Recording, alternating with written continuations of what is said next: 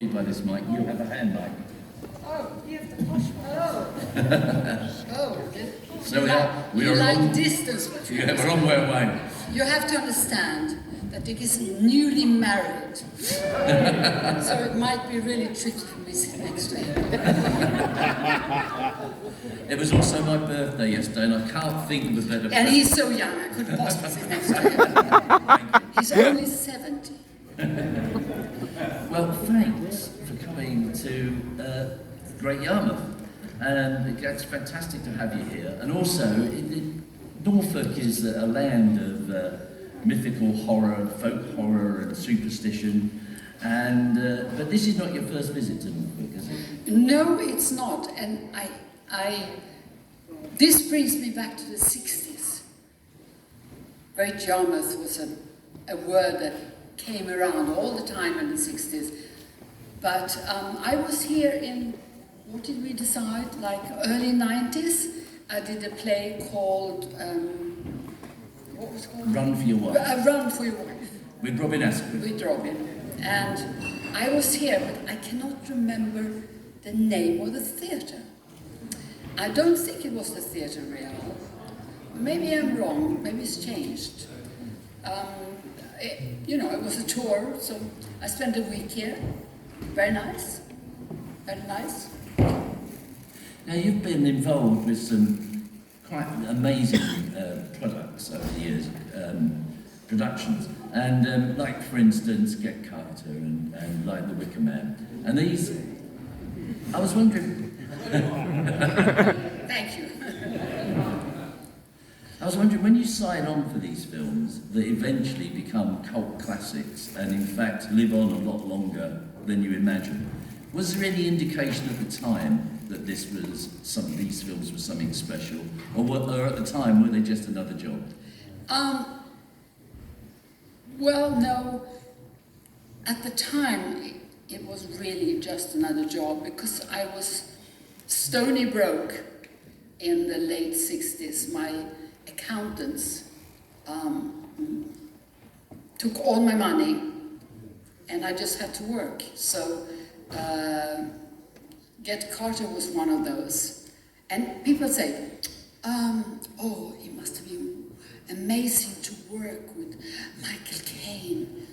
Well, I was in a hotel room in London and he was up north. So no, we didn't work at the same time, but I did know him. I knew him in the 60s. And on Wicker Man, you worked with two greats of British cinema. You worked with Edward Woodward and Christopher Lee, of course. And Edward Woodward, in many ways, this film gave him a gateway to go and work in the US. But what are your memories of working with Edward? A fart in the bath. You got it here first.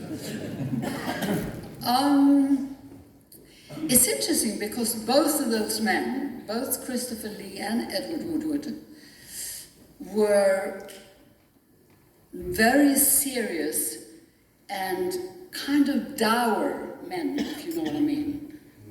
Do you understand dour? Yes. Yeah, so you didn't joke around and say, Christopher, did you have a good time last night? You spent the wife, no. However, I read, this is interesting, I read on a Wicker Man Facebook site that someone's father had been driving me and Edward Woodward, and it said, quote unquote, my father picked them up in the morning from the Hotel George, and they were both drunk. In the morning? Pregnant? So rumors are sometimes meant to be squashed. Now it wasn't an easy shoot, was it, The Wicker Man? Whenever you talk to anyone who worked on it, their memories seem to be of it being cold and endless amounts of walking. Are they your memories too, or were you treated differently?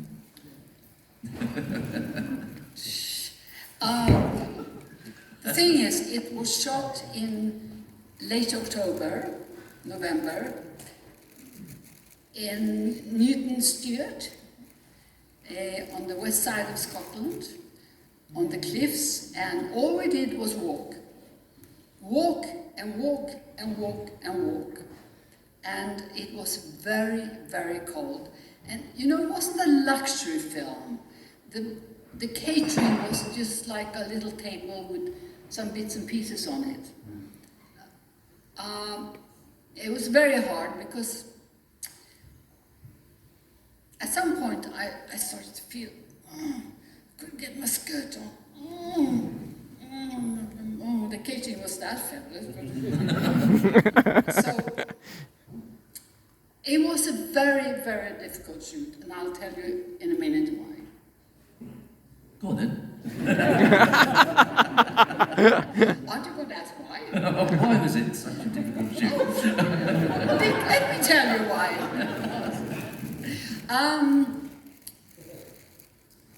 I had a day off, so I went down to London, and I couldn't understand why I was getting bigger. So I went to my doctor, and he took a blood test, and he said, come back at 2 o'clock. And this was my one day off, and I came back at 2 o'clock, and he said, congratulations, you're pregnant. And I had no idea. And I went back up, and that's when I discovered what. You're going to ask me, what did you discover? What did you discover? That they had taken in a body double to do the dance. I'm so glad you all noticed. They'd taken in a body double who was gyrating with an enormous ass. Mine is quite petite. Even then it was quite petite. Yes, it was quite distressing. Now, there must have been... Are you one of these people that can watch your own films, or do you just avoid them like the plague? No, I hate watching myself. It's a horrifying sight.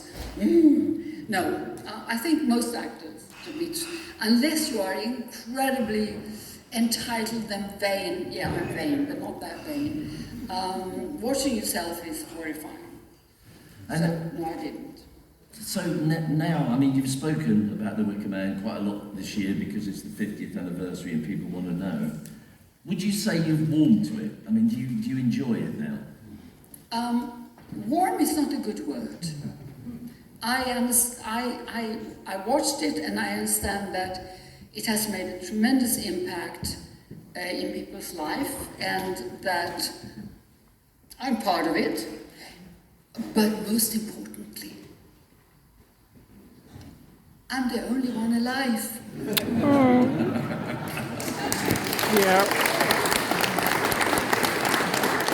I know it's fortunate because I wouldn't be here otherwise.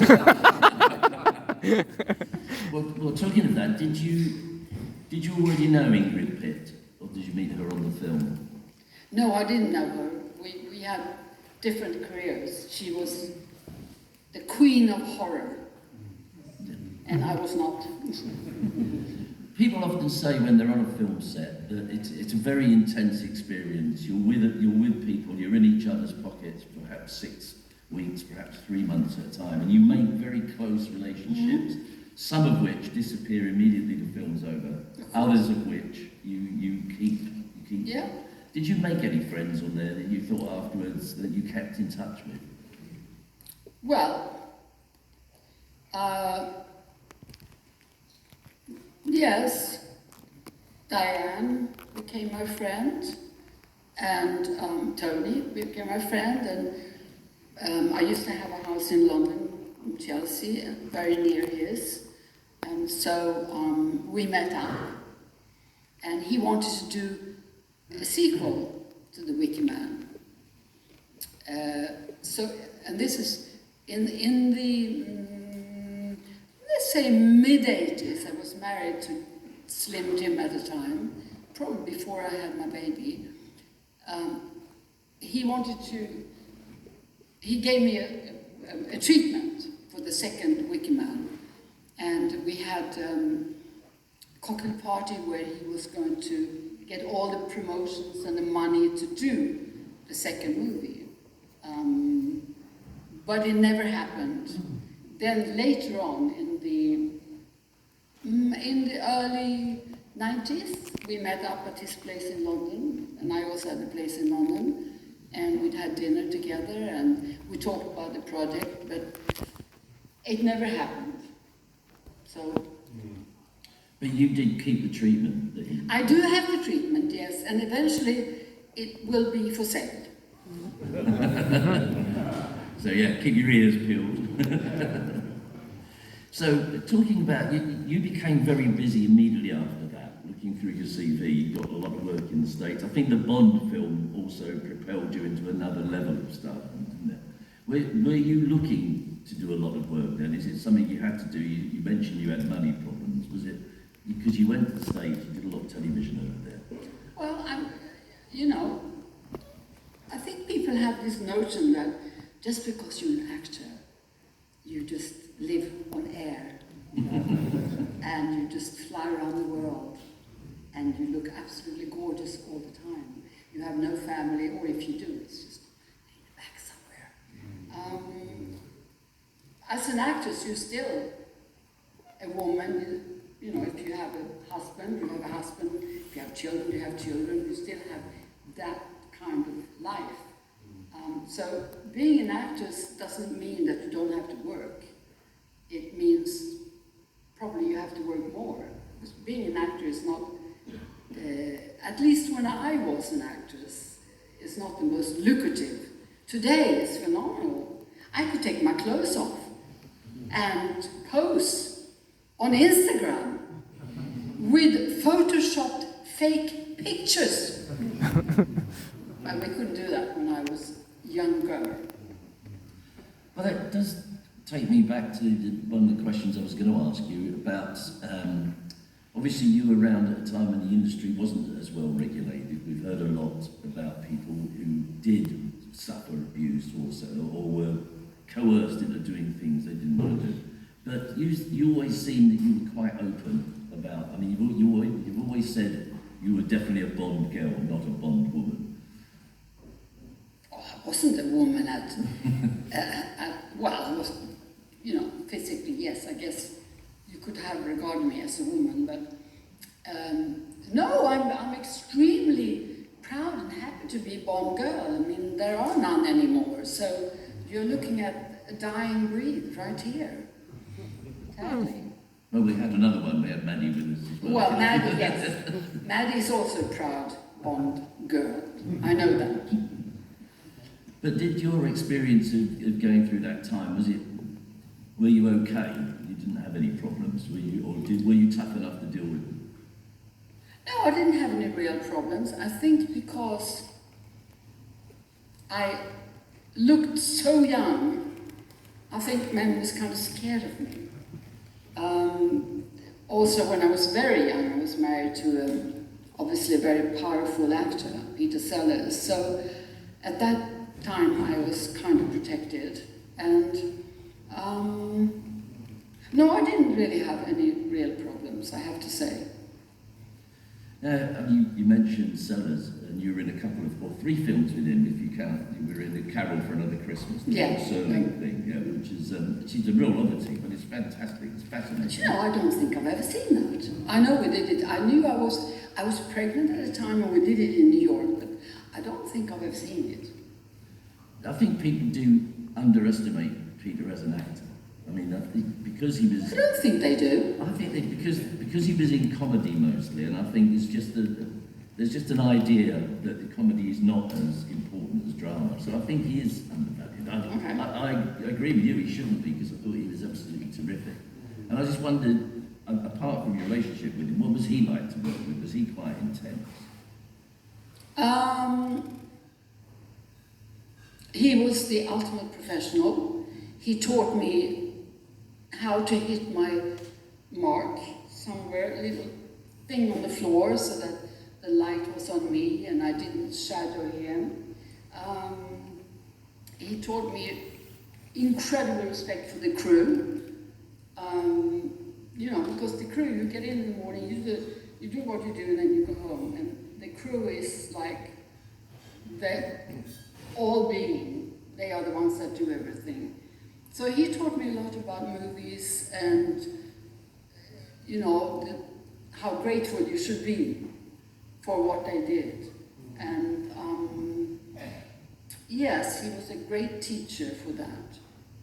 And I think one of the things that we're aware of is how good you are with your fan base and how you want to come and see them and meet with them and give them something back for what they've given you. So I think that's a pretty fascinating thing, you know. Well, I think that considering how old I am and how long they've been, you know, being my fans and how lovely they've been to me since literally 1964. Some of them are even older than me. I'm very grateful for my fans, and I'm very grateful for my fans following me and appreciating what I do. So I want to be nice back.